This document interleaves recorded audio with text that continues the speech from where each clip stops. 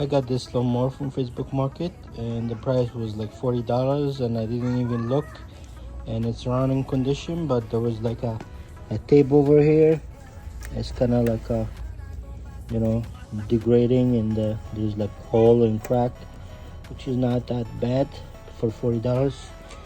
So it's Craftsman 6.75 horsepower, and it's really in a good shape, except that hole in the body.